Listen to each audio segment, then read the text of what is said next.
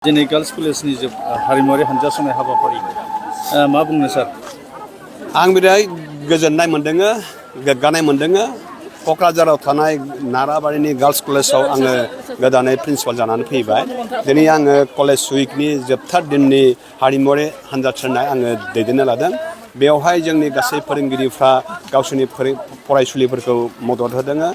बेयाव गोबां बिफाननि फरायसुलिफ्रा हानजा सुनायाव बाहागो लादों।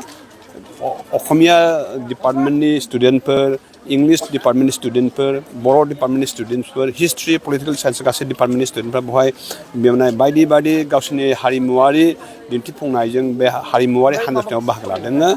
बेनिखायनो आङो आसा खालामदों दिनैनि हानजा सुनायनि गेजेरजों जोंनि फरायसालिमानि सिङावहाय मोनसे गावजों गाव बुजिलायनाय, अनलायनाय, खौसेथि बे बारहावाया सोमजिथों आरो बे अनलायनाय बुजिलायनायनि बारहावानि गेजेरजोंनो बिथांमोनहा फरायसुलिफ्रा गावसोरनि फरायनायावहाय गोसो होनो हाथों, मोजां रिजाल्ट खालामनो हाथों, बेखौ आं आसा खालामनानै दिनैनि बे हानजा सुनायाव आङो बाहागो लाफादों।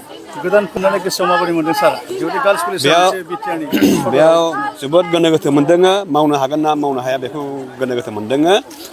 थेवबो आङो बेखौ गोनो गोथोखौ स्रां खालामनानै आङो बिखाफोर दानानै खामानि मावलांनो सिगां दोङो।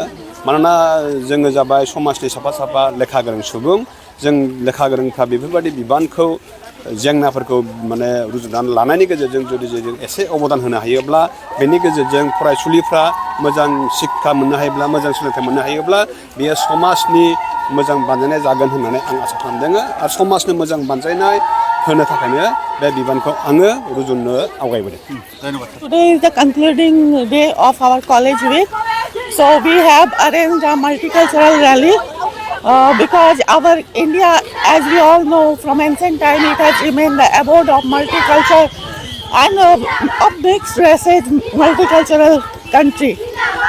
We all know that our country is like a mini world. There are various races and cultures remain together peacefully from time immemorial. So our Assam is also like a mini India. So here we try to present a multicultural rally. Unity in diversity is the main thing of our rally. And our students, as we all are saying, they are presenting their own cultural dresses they have on.